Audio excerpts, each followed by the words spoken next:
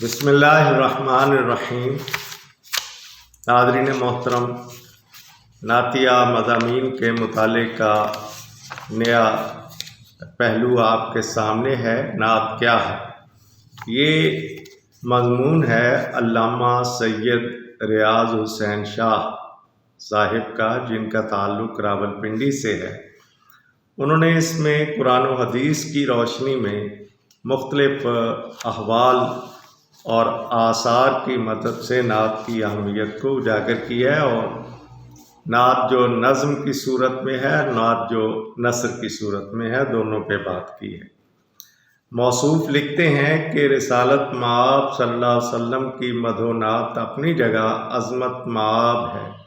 लेकिन ये इसलिए भी ज़रूरी है कि इसके बग़ैर इंसानियत की ज़रूरतें पूरी नहीं होती,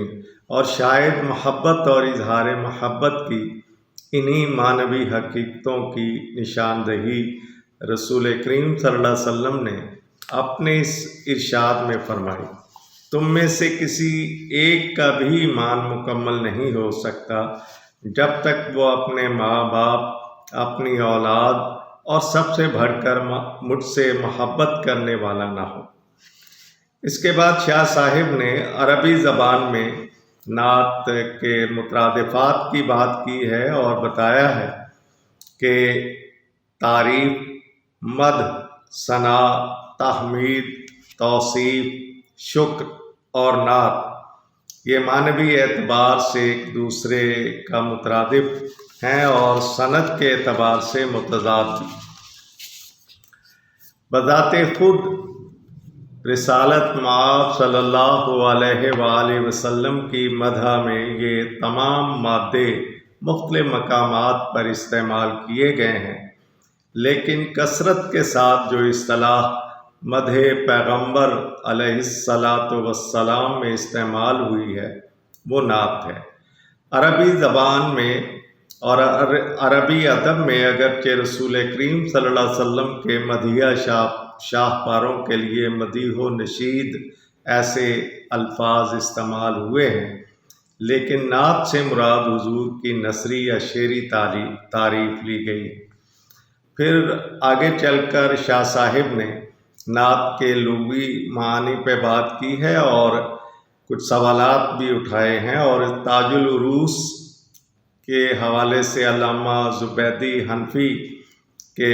इब्ने कसीर के कौल भी यहाँ नकल किए गए हैं, और अहादीस के मजमूओं से भी मुख्तलिफ़ अरबी हिस्से और उनके तराजुम यहाँ पेश किए गए हैं साहे सित्ता और दीगर मजमूओं के हवाले से।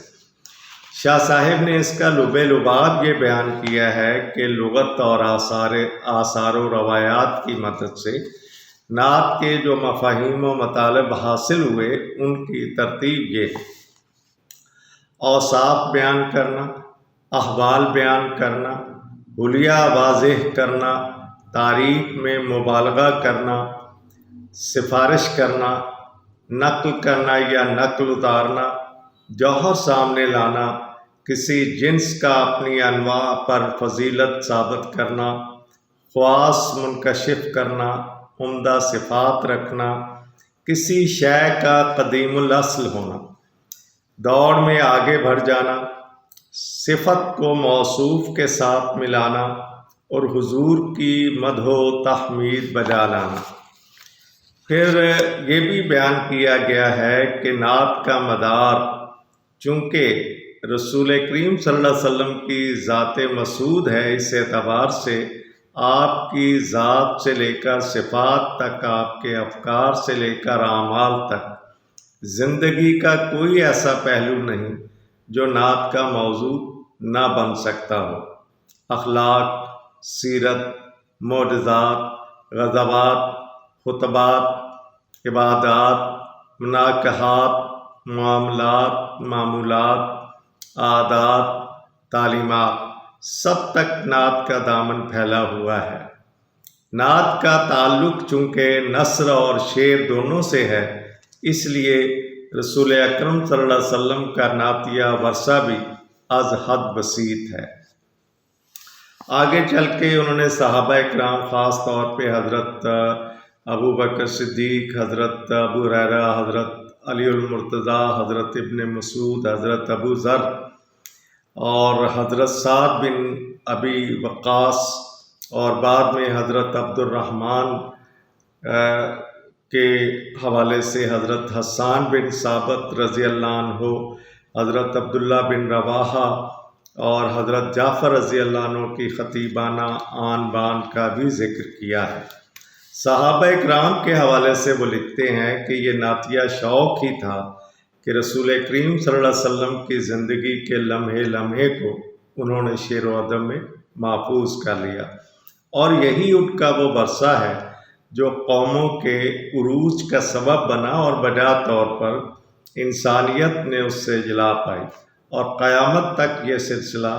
انسانیت کی تقدیر بدلتا رہے گا۔ پھر نعت کے حوالے سے محترم شاہ صاحب نے، علامہ سید ریاض حسین شاہ صاحب نے جو پہلو اور زاویے بیان کیے ہیں، ان میں ایک تو ایمان کے ساتھ ان کا تعلق واضح کیا ہے، پھر نعت کے دوسرے جذبے کو اجاگر کیا ہے جسے انہوں نے ایثار و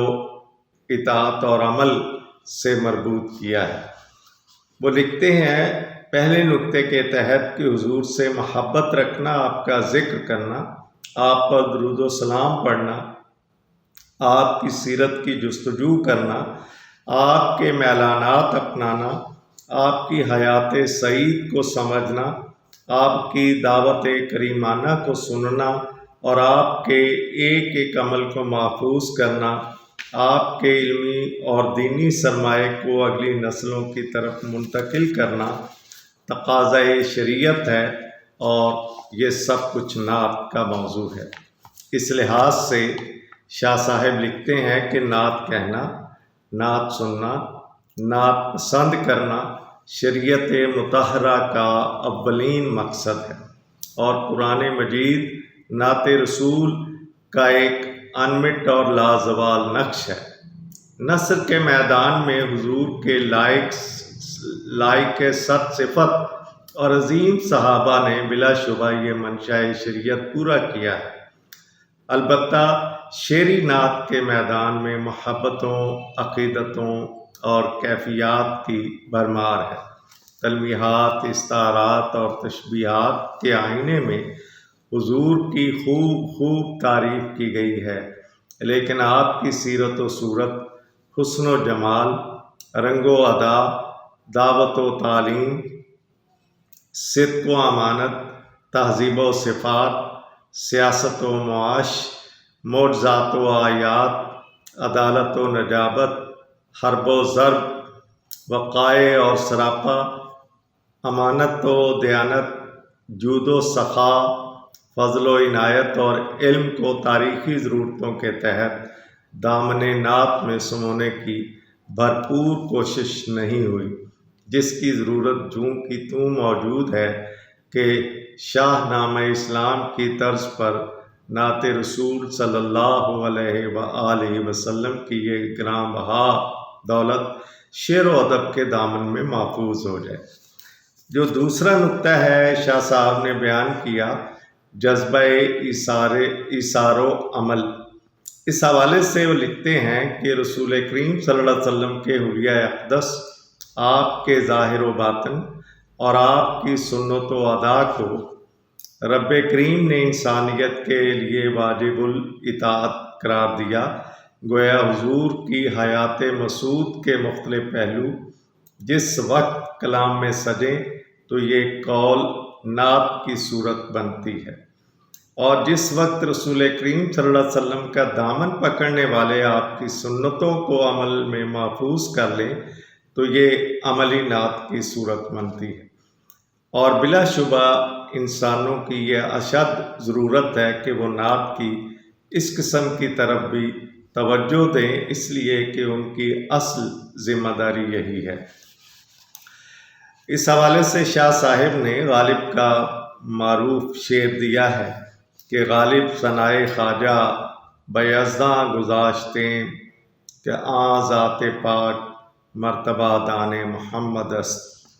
اس حوالے سے وہ لکھتے ہیں کہ یہ نعت گوئی کا حق ادا نہیں ہو سکتا،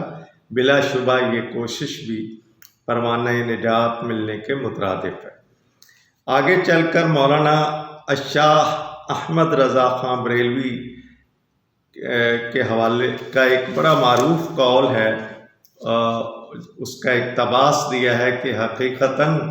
نعت شریف لکھنا بہت مشکل کام ہے